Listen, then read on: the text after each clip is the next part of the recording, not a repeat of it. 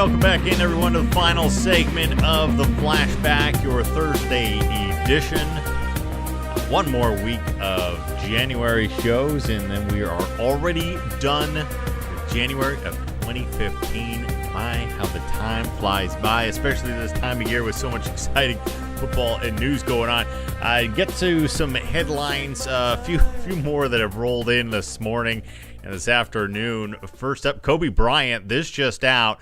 Torn rotator cuff, turns out. He had been involved in the game with the Pelicans last night, went up for a dunk. Apparently, he hurt his shoulder during that incident, and it now turns out that he has a torn rotator cuff.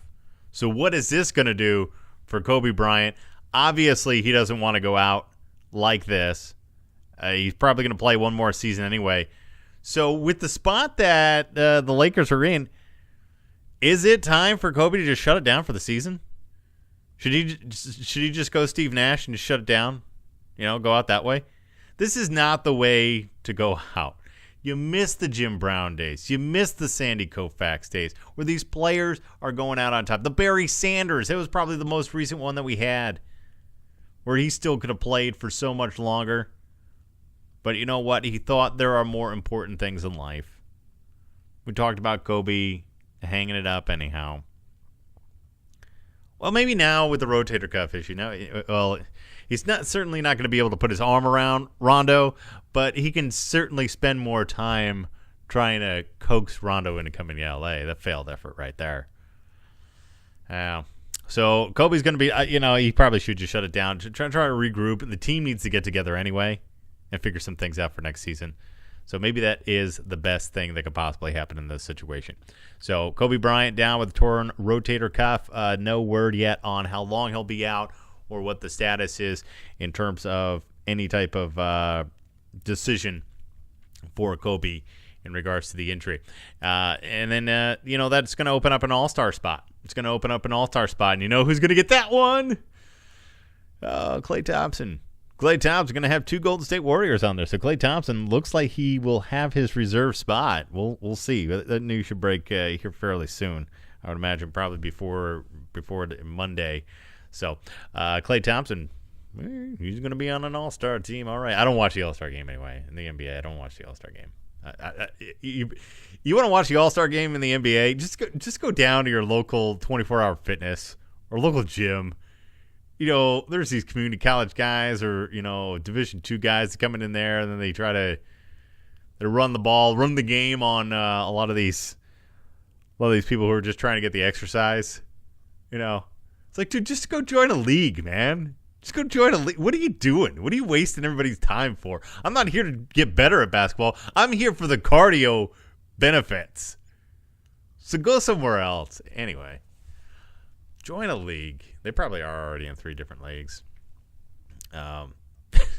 It's video games and just basketball. All right. One other note before we get to some listener emails.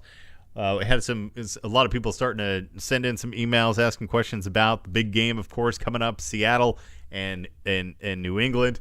A lot of questions on this deflation situation. Anyhow, NFL has announced today 3 games that they have scheduled to be in London. They are going to take place at 9:30 in the morning. Kickoff time is at 9:30 in the morning. Great news. Great news. And, what's this? There's a little, I'm reading off my notes. There's an ET next to that. So that is a 9:30 in the morning Eastern time, which gets us set for a nice 6:30 a.m. start time on the West Coast. Thank goodness teams like the Jets and Miami, Buffalo and Jacksonville, and Kansas City, Detroit are the matchups that the NFL has given to us and to London. Because I'm not getting my butt up at 6:30 in the morning, or 6:29 I should say, that way I can catch the kickoff, to watch Miami and the Jets play, Buffalo and Jacksonville, and Kansas City, Detroit. The KC-Detroit seems like a pretty good matchup. However, the fact of the matter is, it's too early for that. And there's a lot of fantasy football implications in that Kansas City Detroit game. A couple of them in that Miami Jets. But I'm not getting up that early. I'm sorry. That's great that they're doing that. That's awesome. Not really awesome at all. This whole London thing. Try to do some NFL. Hey, do it. Fine. Whatever. Let's just not ruin these schedules. And we're seeing the same teams over there every time. Are they just trying to get a brand over there? Are these the teams that need more marketing? Because they aren't quality games that have been going on. In my opinion. Not quality games. So I'm not getting up at 6:30. But apparently at 3 Sundays this year, some people are going to be getting up early to watch the Jets, to watch the Dolphins. Down in Miami, I guess, yeah, fans are already up at that time. Jets, city that never sleeps. Yeah, there's people getting ready to watch 9:30 in the morning. That's not too early on a Sunday for those teams. But oh wow, 6:30 a.m. on a Sunday, not happening. It's what DVR is for, man. It's what DVR is for. So all 3 games in London going to be starting at 9:30 for the NFL. All right, listener email. I received an email from Sean in Washington. Sean writes, he wants to get right into the Super Bowl talk. I'm going to spend a lot of time next week, obviously, leading up to the Super Bowl, talking about some strategies here and there. We don't have much of anything really to talk about for this upcoming weekend because it's the Pro Bowl. And the Pro Bowl, of course, is all the strategy anybody could ever want and imagine. No, you don't even know who the roster is officially until the game. And it's really just it's a resume builder. It's not something that actually is important. Let's be honest. It's fan voting. It's not based on stats. I don't really even consider Pro Bowler or All-Star or whatever you want to call them for any sport. I don't consider that when I'm taking into account how good of a player somebody is. Let's be honest. The number of, if they're an all-star worthy or not.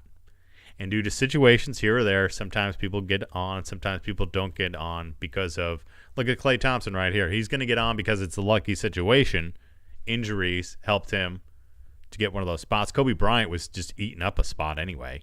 Let's be honest. He deserves the respectability and the honor of being an all-star. But does he really deserve to be an all-star this season? No.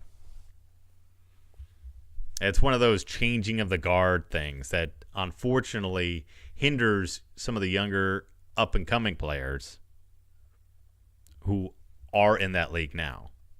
And the guys that were in that league, they're not the same star they used to be. But we still have they still garner the same respect. And it's a tough call. It's a tough situation. So I don't base all-stars and all-pros. I don't use that information to judge or to make an assessment of how good of a player they are. Anyway, Super Bowl coming up next week, a real game. That's coming up in 2 weeks. Seahawks, Sean writes from Washington. Seahawk passing game looked awful on Sunday. That against the Green Bay Packers, of course. Offense seems to be lacking compared to the Golden Tate and Percy Harvin days. So how will the Seahawks manufacture points against the Patriots in the Super Bowl? Wow, how can the Hawks manufacture points? That's going to be the big question mark. We know the Patriots can put up some points, although that Seahawk defense is very, very good right now. Very good right now. And I saw some stats about Tom Brady and his tendencies not to go to the right. And when he does go to the right, he's at a 30% completion rate, 3 of 10 the last time they played. So he stays away from Sherman, as do many others.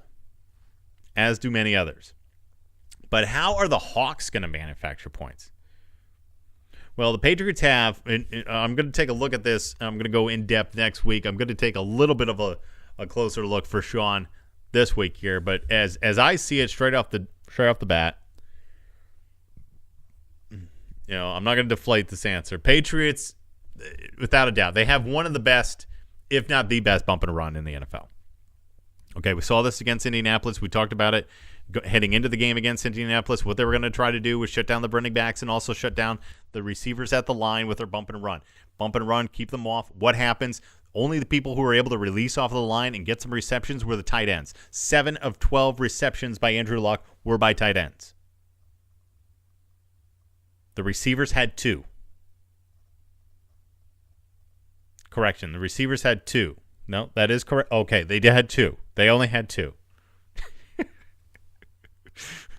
It's so low and ridiculous. You have to. You almost think you have to double check the numbers. 2 receptions by wideouts. Now, Indianapolis has bigger receivers and wideouts than Seattle does. Seattle's biggest receivers are actually Lockett is at 6'2", but there are other 6'2" guys. So he's the tallest among the guys who's actually getting out on the field. Baldwin's a 5'10" guy, and Curse I think is right at 6 foot. They may be giving him an extra inch at 6'1". But the other guys, so you have a 6'5", and 2 6'2" fellas. They're bench players. They're rookies. They don't get out on the field. And they don't. And Baldwin and Curse are kind of smaller, water bug type, like your Golden Tate, like your Percy Harvin. Not quite the speed, but they do have the quickness. So obviously, you're not going to see a lot of the end arounds that we've been seeing before. My friend Greg Ferguson, we discussed the game from a few weeks ago against Carolina and talked about some of the lackluster offense that we're seeing since Golden Tate and Percy Harvin were gone. And so, yeah, we're going to miss out on some of that stuff. However, I think with the smaller receivers that they do have, that actually is an advantage to the Seahawks in terms of getting open. The smaller, quicker receivers can get off the line faster, easier time getting around DBs. So the bump and run, they don't get slowed down like bigger receivers will on the line. They can get around them a little bit quicker. Wilson can move around. New England is not a team that puts pressure on the quarterback. They like to sustain the pocket. They like to hold the pocket, force the quarterback to throw the ball and create mistakes. That's what they do. If they're going to get a sack, it's going to be a coverage sack. They're really not even trying most of the time. New England is not even really trying to sack the quarterback at all. So Wilson's going to have a lot of more time to move around. Now, we'll see what they do there, too, is they don't try to sack the quarterback. So when you see see a blitz coming off of the side from a corner or a outside linebacker, it catches you off guard more than it normally would. It's a little bit tougher to pick up because they rarely do it. And so it's much more effective. So Wilson's going to have to keep an eye on that, really be able to spot the blitzing backer when that happens. But he'll have time in that line. And I'd actually wouldn't be surprised if Wilson does take advantage of the fact that there's no pass rush. Now, obviously, they're probably going to have a spy out there. That said, Hawks are opportunistic in the passing game. They lull the teams to sleep, then they strike downfield. Patriots are most likely going to be keen on that. But saying and doing that are two different things. It's easy to carry that through for a half. It's easy to carry that through for 3 quarters. But then there is that one instance, being so sharp every single time, you're going to drop the ball at least once. That's when, or twice, and that's when Seattle strikes. And it's only going to take 1 or 2 times for a wide receiver to find a big hole in the secondary for it to have an impact on the game. So New England is not a team that puts pressure on the quarterback. They'd rather keep that pocket, force the throws. Wilson might be breaking the pocket intentionally in this game. I wouldn't be surprised to see that, just in order to establish the threat of the scramble, and then that will open up receivers downfield. That was something that Andrew Luck, he was running off to the side. He was staying in the pocket the whole time. He'd stay, and then when the pressure came, then he'd roll out. He'd have like 7 seconds in that pocket, 5 or 7 seconds, and then he'd roll out when the pressure comes. Wilson probably going to be in there a couple more, like 3 seconds, and then be breaking that pocket in order to try to help his receivers get open. Now, Luck wasn't really doing that. Wilson is great on the run, throws great on the run. Luck does too, but Wilson throws great on the run. Plus, he has that ability to scramble. Not that Luck doesn't either, but Wilson is a little bit more keen to it. You watch both of these guys, you know what I'm talking about. Wilson just has that sense about him. So most of the points, of course, getting back to the question, and some of the strategy that I expect to see from Seattle as well as from New England defense. But you ask, how are the Seahawks going to manufacture some points against the Patriots? So those opportunities downfield, 1 and 2 here and there, as they normally do with their patient passing game. And then most of the points, of course, are going to be predicated by how well they run, how that run game is established. Is Wilson going to be a bigger part of it this week? I think he's going to have to be, obviously. Getting some of that read option stuff in there. And much of the Patriots' success against the run is because teams and backs are unable to get to the second level. They put a lot of meat up front on the line. Will Fork being one of them, just takes up space. Just fills up space, so there's no holes to even get around. But Lynch has a great combination of power and speed, so he can get to that tackle position, to the tackle holes, and then cut back inside or go inside and cut outside, staying right around in the box. And I think he's going to be able to find some lanes. And Wilson helping out there as well. I think they're going to be pretty effective against this run. Patriots have given up some big chunks of yards in the course of the year against the run, although for the most part they've been fairly stout against it. I think that can be a little deceptive sometimes when we do look at the numbers. I was talking about Green Bay being just bad at the run. They are bad at the run. Doesn't matter if it's a good back or a bad back there. They're bad at the run. New England, if you have a bad back in there and you're not really a run team, then they're going to shut you down. But here, if you're a good running team, you can have some success against them. So it starts, obviously, with the running game. Starts with the running game. Wilson's going to have to be involved. And the wide receivers look for Wilson to be breaking the pocket and try to get some confusion in that defense to open up things for the wide receivers in their passing plays. All right, there you go. We'll get a bigger breakdown a little bit later on in the week. But for right now, I think that kind of answers the question. Sean, thank you for your email. Reminder, anybody who has some questions, would like them run down on the show, hey, send them in. You can send them in right from our front page right there. If you're listening to the show from our website, radiohondo.wix.com/radiohondo, then you just scroll down right there, give a take, boom, throw in your info, what you want answered, and we'll take care of it on the next show. It's that easy. You don't even have to interrupt the stream. The stream will keep going, and you can just email right off the front page. It's amazing. Right. Okay, folks, we're going to wrap things up. It was a great week of football. Enjoy the Pro Bowl this week. Yeah, seriously do. Enjoy that Pro Bowl. You know what? Instead of watching the Pro Bowl, how about just go outside? Go outside, throw the ball around with your kids or with some friends, whatever the case may be. Just get outside this weekend. It's Pro Bowl. Nobody wants to watch it. Nobody cares to watch it. Just enjoy the day. Spend some time with your family before the big weekend. Super Bowl Sunday coming up February 1st, right? Sunday, February 1st? I think so. Deflategate, the news is going to continue on. I said I wasn't going to use that word. The news is going to continue on, though, with the New England Deflatriots taking on the Seattle Seahawks. So we'll have more news and information about that coming up next weekend. Should hear a ruling on that and how things will break down for the Patriots in regards to the deflated ball. So stick with us on that. And, of course, we're going to get into more NBA news as we get closer. And we'll have a college hoops wrap-up after this weekend as they are deep into conference play now, getting closer and closer to March. We are right around the corner from March Madness. So I want to thank everybody for participating, sending in the emails, and appreciate you listening to Radio Hondo and The Flashback. Have a great weekend. This has been The Flashback. I'm Radio Hondo.